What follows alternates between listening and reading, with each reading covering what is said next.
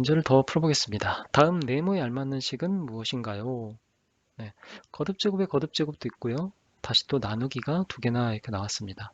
그리고 어, 음, 방금 전에 저희가 봤던 문제에서는 쭉 모든 게 다 이제 주어지고 결과를 구하라였는데 여기에는 결과가 주어져 있고 중간에 이제 네모 박스가 쳐져 있네요. 네, 약간 좀 변형한 문제인 거죠.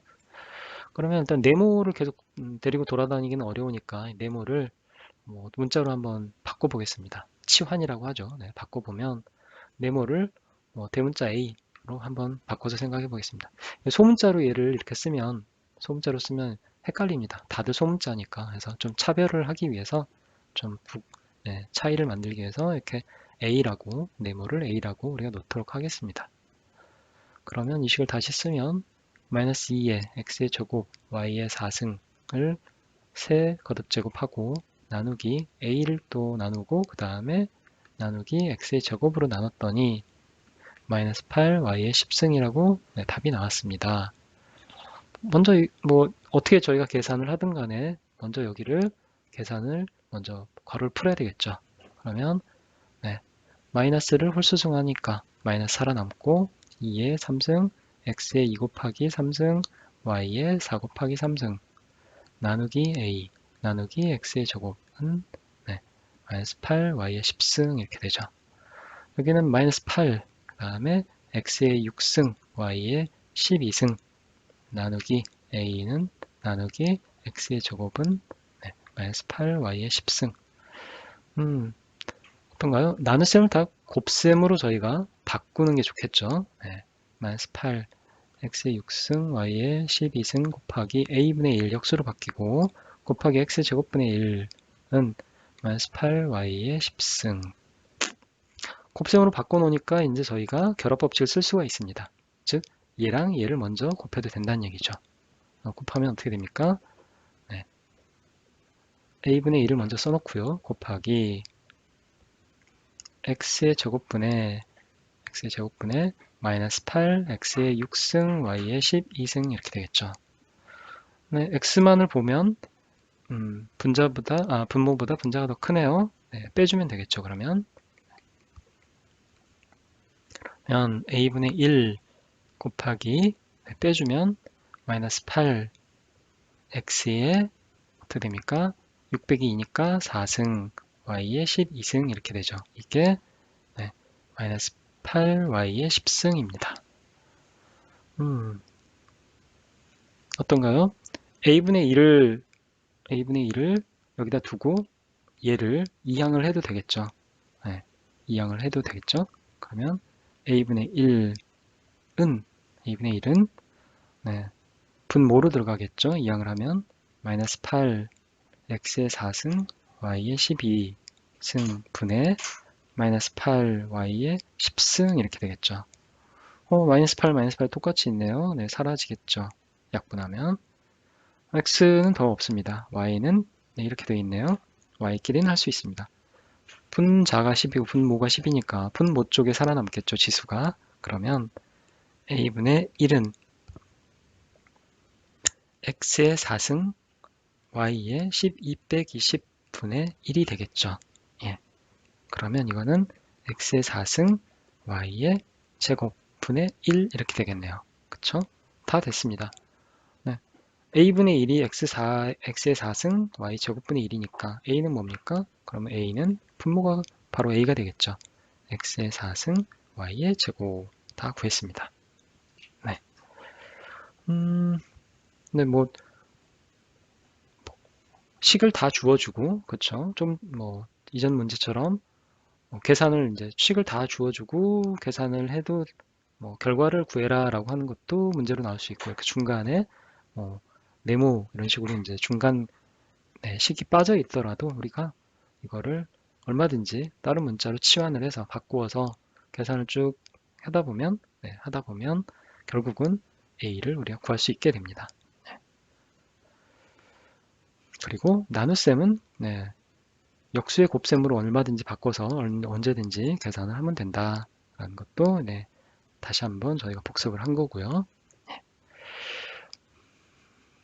다음 문제 또 풀어보겠습니다.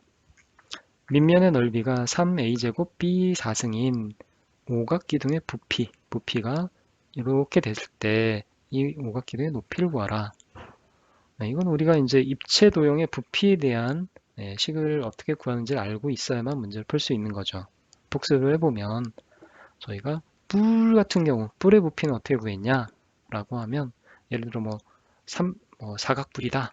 사각뿔은 이렇게 생긴 거죠. 뭐 이렇게 하면 이렇게 하고 밑이 사각형이고 네, 어, 삼각형 모양의 이렇게 네 개의 면에 삼각형이 이렇게 쭉 둘러 모아진 원뿔, 각뿔이 바로 사각뿔이죠. 어떻게 계산했었나요? 만약에 이거는 이 밑면의 넓이가 S라고 하면, 네, 그러면, 그리고 이 높이를 H라고 하면, S 곱하기 H를 하면 사각기둥, 사각기둥의 이제 부피가 되죠. 네, 밑면의 넓이 곱하기 높이가 기둥의 부피입니다. 근데 요거에다가 뿔은 3분의 1의 부피밖에 안 되죠. 네, 뿔은 밑면이 같은 기둥, 밑면과 높이가 같은 기둥의 부피의 3분의 1이다. 그래서 뿔의 부피는 기둥의 부피의 3분의 1을 곱하면 된다. 그래서 이 삼각뿔의 부피는 V는 3분의 1 SH다. 이렇게 구하면 됩니다. 구 같은 경우는 어떻게 부피를 구했나요? 저희가 여러 가지 과정을 거쳐서 쭉 계산을 해보면 3분의 4 파이 반지름의 3승 3분의 4 파이 R의 3승이 구의 부피였습니다. 그리고 기둥의 부피 우리가 지금 풀고자 하는 기둥의 부피는 결국 밑넓이 곱하기 높이 그래서 사각기둥이다. 사각기둥이다라고 하면 이 밑면의 넓이를 S라고 하면 그리고 높이를 H라고 하면 이 밑면이 H개만큼 이렇게 쭉 켜켜이 쌓인 거라고 볼 수 있으니까 SH가 바로 기둥의 부피가 되겠습니다. 다 여러분이 이제 배웠던 내용들입니다. 그러면 이 식에다가 주어진 단항식들을 집어넣으면 그러면 높이라는 것을 구할 수 있겠죠. 한번 해보겠습니다. 부피가 얼마입니까? 넓이 곱하기 높이. 밑면의 넓이는 3a 제곱 b의 4승이네요. 여기에다가 높이를 우리가 h라고 놓겠습니다. 그냥 곱하기 h를 하면 이 부피가 얼마입니까? 27a의 3승 b의 6승입니다. 그러면 뭐 간단하네요. h를 구하려면 얘를 이항시키면 되겠죠. h는 3 분모로 들어가죠. a제곱 b의 4승 분의 27 a의 3승 b의 6승입니다. 자, 숫자끼리 그리고 같은 문자끼리 각각 약분을 해주면 되죠. 어떻게 됩니까? 9가 되고요. a는 분자각하니까 a가 3 빼기 2가 될 거고요. b도 분자각하네요. 부지수가 6 빼기 4 이렇게 되겠죠. 9 a 1승은 a니까 b 6 빼기 4는 2니까 이게 답이 되겠네요. 9ab의 제곱이 답이 되겠습니다. 자, 여기까지 해서 우리가 단항식의 계산에 대해서 모든 것들을 이제 다 공부를 해봤습니다. 저희가 처음에는 거듭제곱에 a조 곱하기 an승 곱셈 그 다음에 am승을 뭐 이렇게 n 거듭제곱하는 거 그 다음에 aam승 나누기 an승 나눗셈도 했었고요. 그 다음에 이제 하나의 문자로만 이루어진 단항식이 아니라 또 여러 개의 문자로 이루어진 AL승 B의 M승을 또 바깥에서 뭐 이렇게 거듭제곱 해주거나 그 다음에 뭐 분수로 된 형태 AL승분의 B의 M승을 또 바깥에서 거듭제곱 해주거나 이런 식의 단항식이 조금 복잡한 여러 개의 문자로 된 경우에 뭐 거듭제곱 이런 것들에 대해서도 저희가 배웠었고요. 그 다음은 이제 단항식과 단항식 A와 단항식 B가 서로 곱셈이거나 나눗셈일 때 어떻게 계산하는지 이런 부분들까지 저희가 다 결국은 뭐 저희가 배웠던 이 기본들 단항식의 계산을 하는 이 기본 곱셈, 나눗셈, 그리고 거듭제곱 이 세 가지의 기본 계산을 가지고 조금 더 응용을 해서 조금 더 복잡한 식도 우리가 다 단항식을 계산할 수 있다라는 것을 우리가 배웠습니다.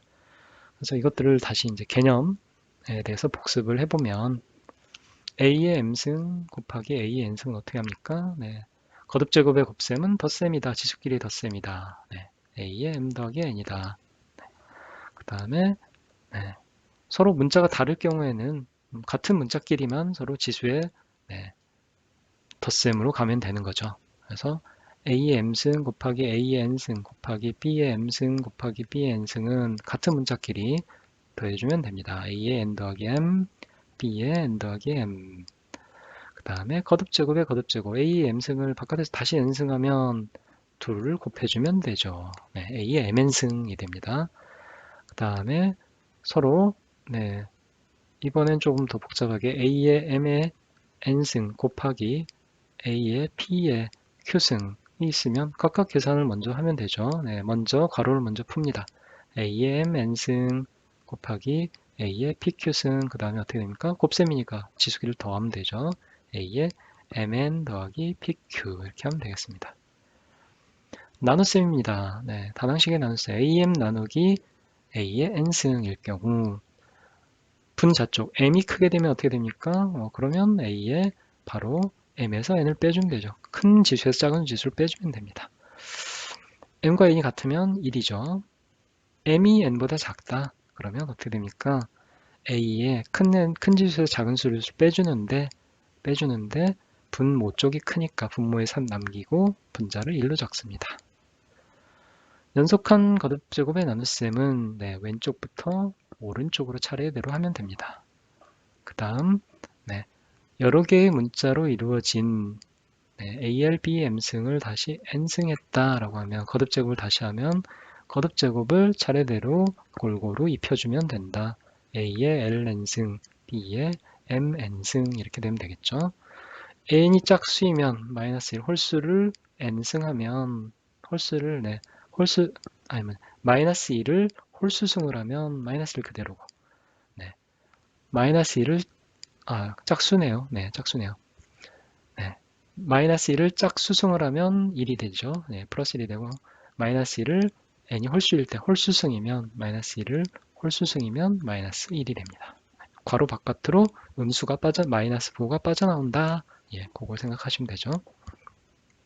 그 다음에 분수 형태의 거듭제곱도 마찬가지로 분자와 분모의 차례대로 거듭제곱을 지수끼리 서로 곱해주면 된다. 이게 단항식의 계산을 이루는 기본 개념이었습니다. 수고하셨습니다.